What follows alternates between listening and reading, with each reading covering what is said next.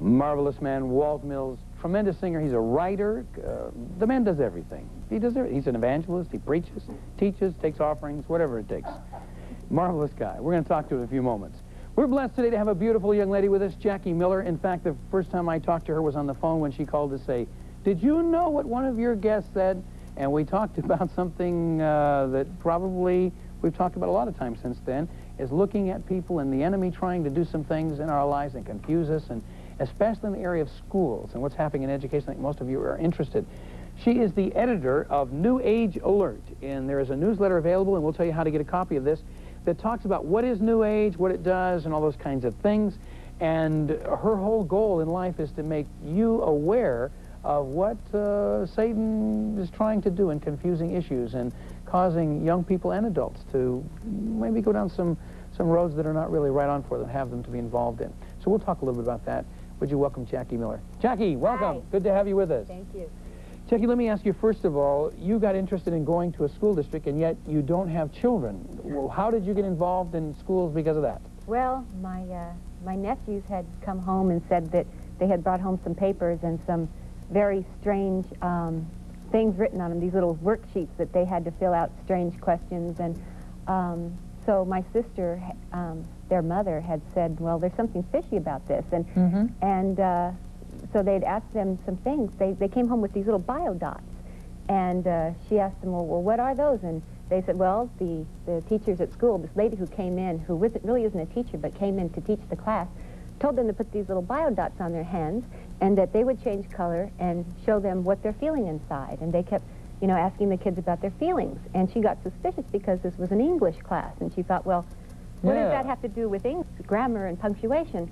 And so, we got a little suspicious. So she didn't want to go in and talk to the woman responsible for this, who was bringing this into the schools, because she felt that her kids could be used as a hostage. And so she asked me to go to represent her, and she wanted to remain anonymous so that her kids wouldn't be singled out, and to find out what this was all about. So I went and I talked to this woman who teaches this in 3 different districts in Orange County. And she really teaches teachers how to do it, and she brings in outsiders who are citizens to come in and teach it, because I guess they can't get away with it if they are, part of the school district, I guess. So she helps, even though she is, and she has federal grants and a lot of other grants from a lot of different places to study these weird technologies, not just the biodots. That was just the trigger that caught our attention. So when I went down and spoke to her, she was pushing some very weird things on me. She gave me the curriculum that I took home, and I made photocopies of some things, and all the way through it, being that I've been investigating the New Age movement for quite some time, I recognized a lot of the same names, like Marilyn Ferguson and others who had written the Aquarian Conspiracy, which is basic New Age doctrine that they teach. Now, we think about humanism as being... Well, humanism is part of it. Okay. And Eastern mysticism would be their religious viewpoint. Okay. So I spoke to this teacher, and she was pushing this book and another book about what's called suggestology, which is subliminal programming, getting children into altered states of consciousness to program their minds rather than to learn, and that would be an accelerated method of learning, and that somehow they were doing a pilot project to try to get this through and see and use and test the kids and use this method on the kids to see if it would help them learn faster. And they do this through meditation, and they use other terms to call it. I mean, they in their books that I've read that they had suggested I read, had spoken of some of the things that they were based on. It's based on what's called Ratha Yoga. And that's what it's based on? Yes, it's based on that. Yes, I don't know, let me find the quote I have from one of their books that they suggested you read. The curriculum had suggested these books. And now this lady is teaching teachers how to use this in English classes. Right, because they want to have some control over the class. And anyway. It's a form of meditation, though. It's called suggestology. And one of the quotes, it says, in this book that they recommend, it says, suggestology attempts to get the body and the left brain and right brain abilities working together as an orchestrated whole. It was used to help people open up their intuitive and so-called extrasensory abilities. We didn't know that almost a decade would pass before this extraordinary be properly tested in American classrooms. So this is what's happening. they are bringing this in and it's opening up what they call the right brain that will open up their ESP abilities and cause what they call creative thinking. And this way, they can get in an altered state of consciousness and program their subconscious to learn faster and to retain what they learn. It seems to me it would also open their mind up to the enemy, who would, you know, come in with all his friends and neighbors and demons kind of things, and all kinds of crazy things happen. It does. When the child goes through an altered state of consciousness, there's in the curriculum that she calls it it's called Project Balance, but she calls it Project Self-Esteem. But I don't want to confuse the issue because it's not the same Project Self-Esteem as is taught elsewhere, and I think she just picked up that name because it sounds good. But for instance, on this one work she gave me, she tells you how to visualize people in this altered state of consciousness, and she puts the kids through it. She tells them to close their eyes and imagine a center spot in the middle of your forehead between your closed eyes. Now imagine what color love is and put that color of love on this spot. Now imagine all the people who are very special to you. Put these people in your love circle and let your love color go all over them and change them into your color. Now what color are they? And remember, you always have this love with you and you can give it to other people anytime you wish. And she tells them to continue to do these relaxation exercises. That's what they call it. They have taken terms like transcendental meditation and yoga and changed them into terms like autosuggestion and relaxation response therapy and all these other names that sound scientific. It's TM and yoga. But it's a cult. Yes, it's TM and yoga. And that could be religion, can't it? Well, okay, but they get rid of all that ideology. They clean it up. They take transcendental meditation and yoga into the classroom, and then they change the words and they call it relaxation response. Right. And but anyway, you slice it, it's the same thing. It's the same thing. Now, it is you a actually state went religion. in and viewed this happening. Yes, I did. And it was at my nephew's class at Westminster High School. It was a 9th grade English class. And they brought in this psychology student in to put the kids into this altered state of consciousness. What other things did you observe in the class? Well, he had them turn off the lights, and everybody and the kids close their eyes, and my sister and I sat in on it and watched it, and he had them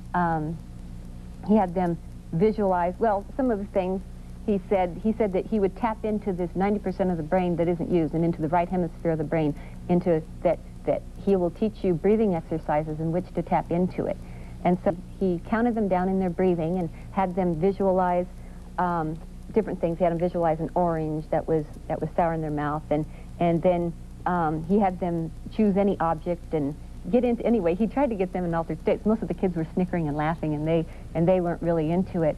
Yeah, but there could be some Oh kids yeah, that, because some were. But isn't this a form of brainwashing? Well, that's exactly what it is, because they even admit that it is autosuggestion, that it is programming. Programming is the same word as, and they've used that word, that it's programming into that right hemisphere of the brain in order to implant all of the teaching in their brain. They use music, Baroque music, different ways to get a kid into an altered state of consciousness. So while they're in this altered state, then they can give the lesson in a monotone, slow voice, and it will be subliminally put into their brain. No wonder our kids can't read and write. They're spending all this time into voodoo. Yeah, right. Well, that's really what it is. I think spiritually, it is very dangerous Christians, and it is total Eastern mysticism, and it doesn't have, it would, I think, it's totally anti-Christian at its root, and it could be dangerous as far as they encourage the kids to continue to practice this at home and to teach other kids how to do this. They encourage that. They even tell them how to proselytize and get others to do this, and to do this even when they go at home. And they have it set out, telling this particular curriculum is an instruction to the teachers and telling them, well, when they could integrate it and how to integrate it into the curriculum. And after recess, before lunch, before a test, and to have control over the class and to get the kids relaxed so that they can learn. And it even gives what's called grounding instructions, so that the teachers, if they can't get a kid out of his altered state, that they can teach them ways to bring the kid back to his alertness again. In That's case, scary. Yes, they give the instructions in Now, the this curriculum. isn't something you heard about. No, You were I- there, saw it I happen, spoke to the person who brought this in. right here in and- River City or Orange County or something. Yes. Okay, if you're saying, this makes me mad, then you and me, we're in agreement. And if I was looking for a communist plot to take over America, I'd probably go into the educational system. I'd try to take the minds of our young people and get them off into altered state of weirdness. I'd probably do that. I wonder who's behind this whole thing. Slewfoot, I would imagine we could see there somewhere. What did you do? Did you complain after you observed all this? What did you say? What did you do? And what kind of was their response? Well, I waited till after it was over, and I spoke to this man and this woman who had been brought in from outside the school districts to bring this in at this classroom, and I asked them if they ever got into visualizing spirit guides and if that ever came into the picture. And he says, well, that's a more advanced form. That's what it leads to. And so he wanted to know what my interest was. We kind of shook them up. In fact, they had given instructor teachers were going to check on them to see if they were doing these affirmations every day.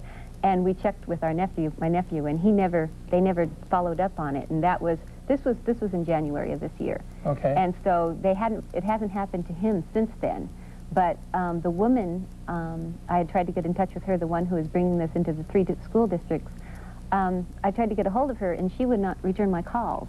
See, I had talked to her about this after I gave her back the curriculum and said that we felt as Christians that it was very offensive and very anti-Christian, and that they were bringing in a new state authorized religion. I mean, here the school districts scream and complain about Christians bringing in their theology into the school, and they're teaching a state authorized religion. And this was just, this one place, I think, is just a testing ground to get it in everywhere. Okay, what do parents need to do to make sure? Should we go to the school? Should we ask what's going on? How did you find out about this? Was just by observing? It was accidental when the kids came home with those biodots. And biodots, see, biofeedback teaches you how to control your involuntary functions and to slow down your heartbeat and slow down your respiratory system. And they teach them these methods, and the biodots are their clue to whether they're doing it successfully or not. And so we said that that's kind of strange. Yeah. If your kid comes home and comes up with little biodots or says, well, you know, today in history we closed our eyes and laid on the floor and visualized Napoleon or something like that, then you better think that something's weird going on, and that should trigger you to find out. Now, my understanding is also we have a right as parents, since we do pay the salaries of the teachers and vote for the Board of Ed, to go down to a school and say, hey, I want to know what you're teaching, and I'd like to see the curriculum. Is that correct? And, I believe they have to give you the curriculum. Yes. I know the Hatch Amendment says that they cannot use any psychological testing or experiments on kids without prior written parental consent. Though I don't think that these people have tried to get around it a little bit by not having teachers teach it, but by bringing outsiders into the classroom. And then the teachers kind of follow up on it. Yeah, so I don't know if they can get away with that or not. Okay, if you're saying Jackie Miller makes sense, do you talk to parent groups and teachers and whatever, do seminars on this kind of stuff? Okay. If you would like to get a hold of Jackie Miller and say, hey, I need to have more information on that, if you would like to get her newsletter called New Age Alert, here's the June issue right here, and it'll tell you a little bit about that. Here's, for example, was the January edition, which explained about New Age and what is going on. If you want to be aware of what's going on and some of the buzzwords they're using and some of the kind of crazy things that are happening, you could write to her, and we'll give you the address right now. It's New Age Alert at P.O. Box 8302, Orange, California, 92664 8307. And if you'll write to her there, you can get all the information. If you want her to speak or whatever, you can write that in your letter too. It's New Age Alert, P.O. Box 8302, Orange, California, 92664 8302. Yeah, I can't see they got the, it is 2, yes, all right. And if you're interested in that, do it now, okay? Let me give you that one more time, 92664 8302. The bottom was cut. See, the bottom was cut off because it's cheap, low budget. Anyway, write to her and find out, get the information, and the key is to ask people what's going on. If your kids are telling you something, don't say, oh, that's okay, and let them go off and play outside. Ask them questions, and then ask the teacher questions, and then ask anybody else questions. And if you hear something you don't like, do something about it. Right? Right. Right. Thank you. Will you come back and give us an update in the future? Sure. Okay, we'll have Jackie back.